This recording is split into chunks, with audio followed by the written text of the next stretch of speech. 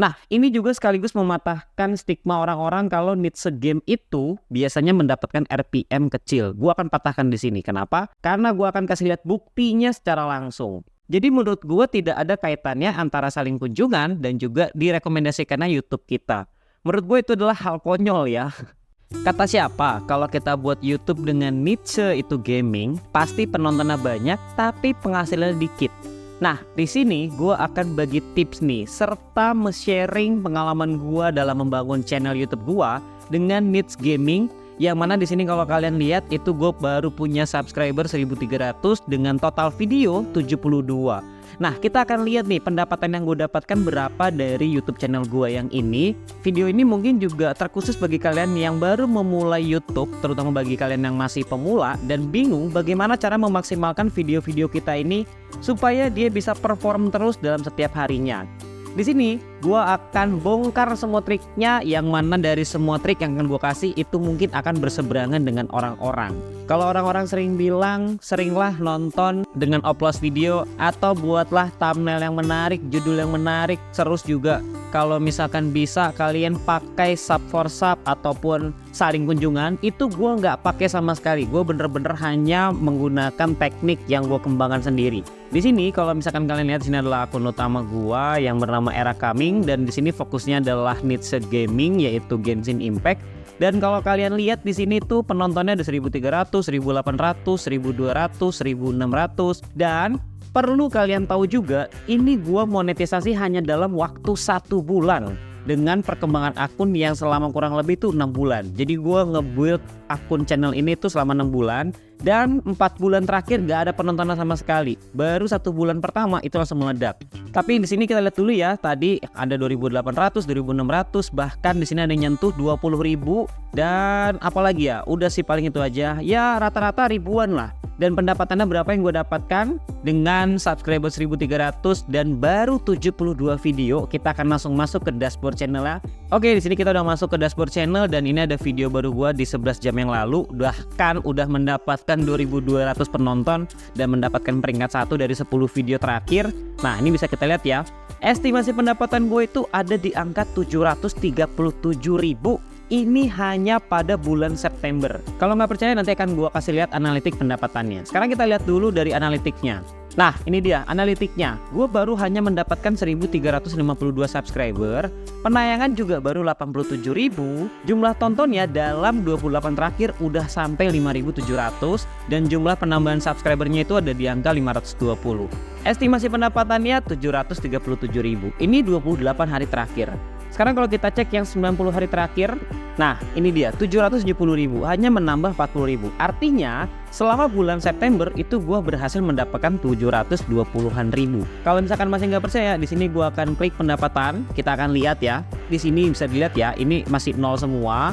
Dan gue bener-bener pure baru mendapatkan uang itu per tanggal 24 Agustus, yang mana gue pada saat itu monetisasi di akhir Agustus, makanya baru dapat 40.000. Nah, ini juga sekaligus mematahkan stigma orang-orang kalau niche game itu biasanya mendapatkan RPM kecil. Gue akan patahkan di sini. Kenapa? Karena gue akan kasih lihat buktinya secara langsung. Sekarang kita lihat dulu berapa estimasi pendapatan gue di bulan Agustus, yang mana di sini tadi ya, gue baru monetisasi itu sekitar tanggal 23-an Agustus. Berarti hanya sisa beberapa hari di bulan Agustus gue hanya mendapatkan 49.000. Hanya kurang dari 1 minggu, dari tanggal 22 sampai ke tanggal 28 itu gue udah dapat 49.000.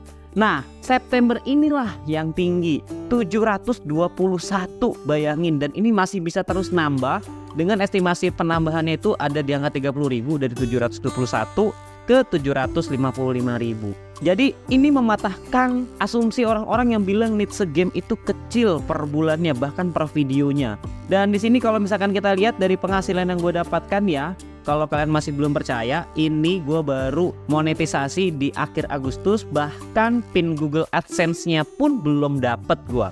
Ini masih dalam perjalanan, gue udah request dari 2 minggu yang lalu. Dan sini kalau kita lihat opsi program partner YouTube-nya itu gue baru bergabung di tanggal 2 Agustus, yang mana ini gue lewat jalur yang 500 subscriber dan juga 3000 jam tayang. Baru di tanggal 23 Agustusnya itu gue mengajukan atau gue sudah dijadikan partner dan ada iklan tontonnya karena sudah mencapai 1000 subscriber dan juga sudah mencapai 4000 jam tayang. Kalau untuk jam tayang itu menurut gue gampang banget, karena pada saat 1 bulan, bahkan belum 1 bulan deh, itu gue udah sampai 4000 jam tayang. Hanya subscribernya yang sulit. Jadi ini udah membuktikan ya, bahkan gue belum punya pin Google AdSense yang masih dalam perjalanan ke sini, gue sudah berhasil mengumpulkan sebanyak 770.000 di bulan September. Nah sekarang kita akan lihat nih, per kontennya itu dapat berapa. Ini gue akan coba buka dari yang paling banyak dulu. Dari yang paling banyak ada 20.000 penonton di sini ya, 20.394. Kita akan cek analitiknya dapat berapa. Nah, di sini per video itu dapat 195.000 dari 20.000 penayangan. Kata siapa berarti niche game itu kecil?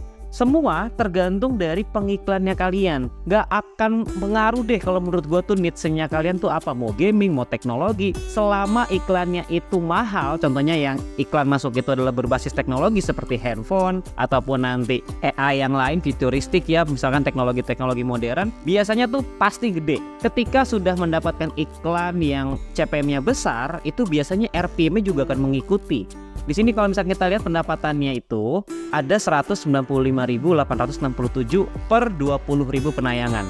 Dan bahkan di ringkasannya ini pun masih terus direkomendasikan nama YouTube di sini ya, 18.000 direkomendasikan, 1.400 jam tonton. Kita akan cek nih berapa RPM dan CPM-nya. Nah, di sini ya, untuk RPM per 1000 video itu 9.000. Ya bisa kita asumsikan 10.000 dalam 1000 views. Yang kata orang itu paling cuma 2.000 3.000. Mana? Ini udah gue buktikan. Dapat hampir 10.000 dalam 1000 penayangan.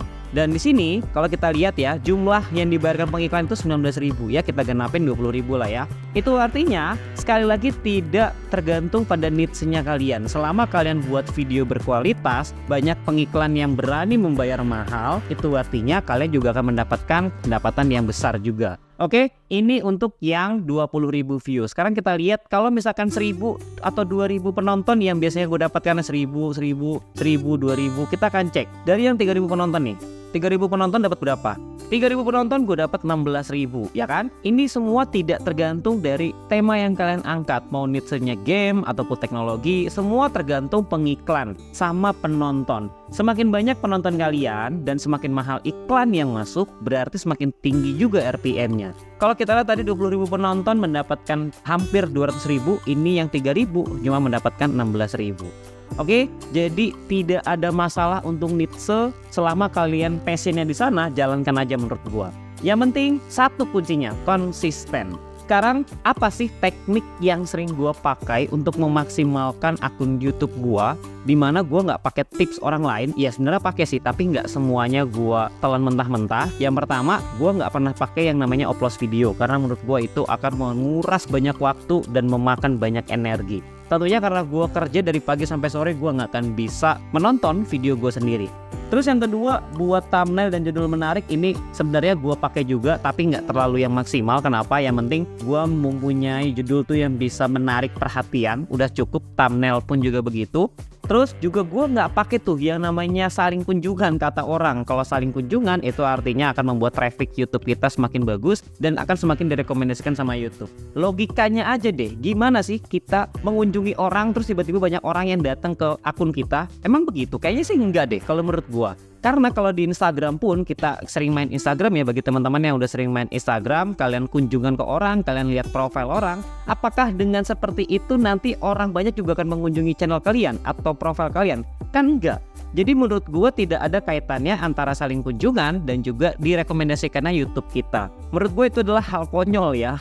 Nah terus yang terakhir, gue juga nggak pakai yang namanya sub for sub. Nah ini juga sering banget nih teman-teman nih. Sub for sub itu katanya bisa membuat channel kita akan semakin berkembang, karena semakin banyak subscriber artinya jumlah tonton kita juga akan semakin banyak. Itu pembodohan massal menurut gua. Kenapa? Karena orang yang datang nge-subscribe channel lu belum tentu mau nonton video lu. Mungkin aja karena dia nggak sesuai dengan tema apa yang lu angkat, jadi ya cuma subscribe aja, habis itu udah nggak nonton lagi gitu. Paling cuma nonton 2 menit di awal, ya. Jadi ini membuktikan sekali lagi teman-teman, kalau misalkan kalian mau serius di YouTube, gak penting niche-nya apa, yang penting sesuaikan dengan passionnya kalian dan kalian bisa memaksimalkan di sana. Tips yang gue bisa kasih adalah kalau kalian udah menemukan niche kesukaan kalian, itu artinya kalian gak akan pernah habis idenya.